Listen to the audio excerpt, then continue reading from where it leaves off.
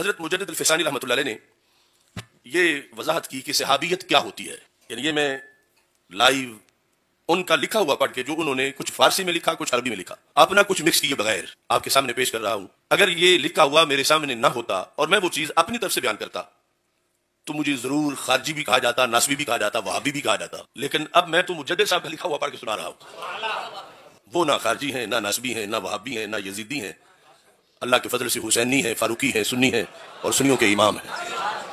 یعنی باطل نے اتنا پراپوگنڈا کر دیا ہے، جھوٹ نے اتنے بچے دے دیے ہیں اور منافقانوں پہ اتنا رش ہو چکا ہے کہ لگتا ہے کہ شاید صداقت کی ضرورت ہی نہیں رہی. تو مکتوبات شریف جلد نمبر 1 حصہ 2 اور صفحہ نمبر 123 اس پر حضرت مجدد الفسانی رحمۃ اللہ علیہ نے یہ ارشاد فرمایا. تو یہ خط جو آپ نے لکھا تو میر محمد نعمان بدخشی کے نام لکھا اور اس میں انہیں تصوف اور روحانیت سکھائی، دین پڑھایا.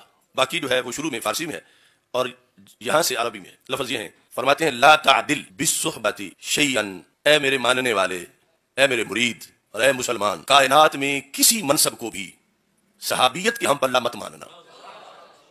بڑھا کے ماننا تو بڑی دور کی بات ہے، صحابیت کے ہم پلہ کسی چیز کو نہ مانو.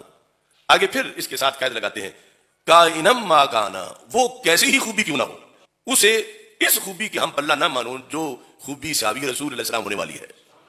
آگے فرماتے ہیں الا ترى، کیا تو دیکھتا نہیں ہے، ان اصحاب رسول اللہ صلی اللہ تعالی علیہ وآلہ وسلم وبارک فضلوا بالصحبۃ علی من عداهم. کیا تو دیکھتا نہیں ہے کہ جو اصحاب رسول صلی اللہ علیہ وسلم ہے، آگے ان کے لیے پہلے لفظ یہ بولا صلی اللہ تعالی علیہ وآلہ، اللہ درود بھیجے رسول پاک صلی اللہ علیہ وسلم پر اور صحابہ پر، وبارک اور اللہ برکت بھیجے، وسلم اللہ سلام بھیجے. فضلوا یہ فضیلت دیے گئے، اصحاب رسول صلی اللہ علیہ وسلم فضیلت دیے گئے. کس بیس پر فضیلت دیے گئے؟ بالصحبت، صحبت کی بنیاد پہ فضیلت دیے گئے. یعنی انہیں جو فضیلت دی گئی باقی پر اس میرٹ کو سامنے نہیں رکھا گیا کہ ان میں سے مربے کس کے زیادہ ہیں، پیسہ کس کے پاس زیادہ ہے. اگرچہ وہ چیزیں بھی بعد میں جنہوں نے اسلام کے لیے دی تو اس لیے بھی ان کو آگے اللہ کے قرب میں جگہ ملی، لیکن وہ ساری بھی تباہ تھی. رنگ کیسا ہے، خاندان کیسا ہے، نسل کیسی ہے، ابتدان یہ چیزیں نوٹ نہیں کی گئی. فضیلت میں ابتدان صحبت کو نوٹ کیا گیا ہے. فضلوا بالصحبت، کیا تم دیکھتے نہیں ہو کہ ان کو فضیلت دی گئی رسول پاک صلی اللہ علیہ وسلم کے پاس حالت ایمان میں، اگرچہ ایک گھڑی بیٹھے اس صحبت کی بنیاد پر انہیں فضیلت دی گئی، لاکھوں پر، کروڑوں پر، اربوں پر، کھربوں افراد پر. لفظ کیا بولے؟ فرمایا الا من عداهم، ان کے سوا پر ان کو فضیلت دی گئی. ان کے سوا میں کھربوں لوگ ہیں کہ جو صحابی نہیں ہیں لیکن دنیا میں پیدا ہوئے ہیں کسی زمانے میں، ان کے سوا پر ان کو فضیلت دی گئی. یہاں وہ لفظ بول دیے سوا الانبیاء علیہم السلام، نبیوں کے سوا ساری امتیں سارے زمانوں میں اور پھر قیامت تک نبیوں کے سوا جو بھی ہیں ان سب پر انہیں فضیلت دی گئی. نبیوں کے سوا جو بھی ہیں فضیلت والے، جو غیر فضیلت والے وہ تو ویسے ہی آؤٹ ہیں، مختلف فضیلت والوں پر بھی ان کو فضیلت دی گئی. اب یہاں ایک بڑی ہستی اسلام میں متعارف ہے، مشاہیر اسلام میں، ولیوں میں، کیونکہ جو تابعین کے ولی تھے وہ بعد والے ولیوں سے بڑے ولی تھے، اور تابعین میں جن کو سارے ولیوں کا سردار کہا جاتا ہے وہ حضرت اویس قرنی ہے. حضرت اویس قرنی رضی اللہ تعالیٰ عنہ. اور پھر انہی تابعین میں سے ایک اور بڑے ولی ہیں، وہ ہے حضرت عمر بن عبد العزیز رضی اللہ تعالیٰ عنہ. لیکن یہ ولی چوٹی کے ہیں مگر صحابی نہیں ہے، شرف صحبت ان کو نہیں ملا. تو اب یہاں سے فرق کا پتہ چلے گا کہ صحابی ہونا کتنا بڑا مقام رکھا ہے. تو مجدد صاحب رحمۃ اللہ علیہ فرماتے ہیں وَإِن كَانَ اویسا قرنیا او عمرا مروانیا ما بلوغہما نہایت الدرجات ووصولہما غایت الکمالات، کہ اگرچہ یہ دونوں ہستیاں درجات کی آخری سرحد کو پہنچی، جو درجے ایک غیر نبی کو مل سکتے ہیں آخری سرحد تک پہنچے، ووصولہما غایت الکمالات، اور یہ دونوں ہستیاں کمالات کی آخری باؤنڈری تک گئیں، وہ کمالات جو مل سکتے ہیں لیکن سوى الصحبت، صحابیت نہیں ملی، اس کے علاوہ صدق و صفا، شرم و حیا، تقوی، پارسائی، ولایت، قطبیت، غوثیت، آخری درجے تک پہنچے.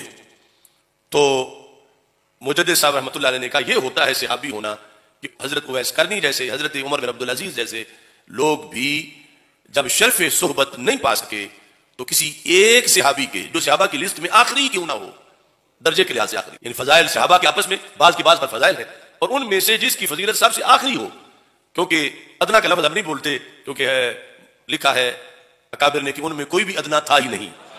تو جو آخری تھے کمالات میں ان میں، یہ ان آخری تک بھی نہیں پہنچ سکے، باقی تو دور کی بات ہے. اس واسطے ایک مثال دیتے ہوئے مجدد صاحب نے لکھا، اسلام لانے سے پہلے بڑی ایک ناپسندیدہ شخصیت تھی جس کا نام واشی تھا، اسلام لانے سے پہلے کی بات ہے، اور انہوں نے سیدنا امیر حمزہ رضی اللہ تعالیٰ عنہ کو واشی نے شہید کیا تھا۔ مگر جب اسی واشی کو شرف صحبت ملا، یعنی یا تو سرکار مسترد کر دیتے کہ باقی سب کو کلمہ پڑھاؤں گا، تجھے نہیں پڑھاؤں گا، باقی تو صحابی بناؤں گا لیکن تجھے نہیں بناؤں گا، یہ رسول پاک صلی اللہ علیہ وسلم کا دامان کرم ہے، آپ نے اپنے عظیم چچا کے قاتل کو بھی قبول کر لیا اور پھر وہ وحشی صحابی بن گئے۔ مجدد صاحب ان کی مثال دیتے ہیں، کہتے ہیں کہ حضرت اویس قرنی رضی اللہ تعالیٰ عنہ کو اپنی پوری زندگی گزارتے ہوئے آخری گھڑی میں بھی اللہ کا وہ قرب میسر نہ ہو سکا جو حضرت واشی کو پہلے سیکنڈ میں میسر ہو گیا۔ یعنی کلمہ پڑھنے کی بنیاد پر کہ شرف صحبت بندے کو کتنا فاسٹ کر دیتا ہے، کہ ہاں گرا ہوا کفر میں وہ بندہ ذلت و رسوائی میں اور کتنا ناپسندیدہ، لیکن شرف صحبت سے وہی بندہ کتنے ولیوں سے آگے نکلا۔ یہ جو ولیوں کے ولی ہیں، چوٹی کے ولی، لیکن صحابی نہیں، حضرت اویس قرنی رضی اللہ تعالیٰ عنہ، وہ اپنے ولایت میں بڑھتے بڑھتے بڑھتے بڑھتے بڑھتے زندگی کی آخری گھڑی میں بھی وہ درجہ نہ پا سکے، بلکہ مجدد صاحب کہتے ہیں شمع اس درجے کی خوشبو بھی نہ پا سکے جس درجے پہ میرے نبی علیہ السلام کی صحبت نے واشی جیسے بندے کو پہلے سیکنڈ میں پہنچا دیا۔ اب اس میں اصل تو مقام اس ہستی کا ہے کہ جن کے پاس بیٹھنے سے یوں قرب ملتا ہے، جو قبول کر لیں تو بندہ رب کا یوں مقبول بن جاتا ہے، کہ جن کے قرب میں جگہ مل جائے تو کتنا اس کا مقام بلند ہو جاتا ہے۔ اس بیس پر کائنات میں کوئی ہستی ایسی نہیں کہ جن کی شرف صحابیت میں وہ مقام ملتا ہو ان کا صحابی بننے میں، جو مقام اس ہستی کے صحابی بننے میں ملا جنہیں ملنا تھا، جنہیں اللہ نے نبیوں کا بھی سلطان قرار دیا ہے، حضرت محمد مصطفیٰ صلی اللہ علیہ وسلم۔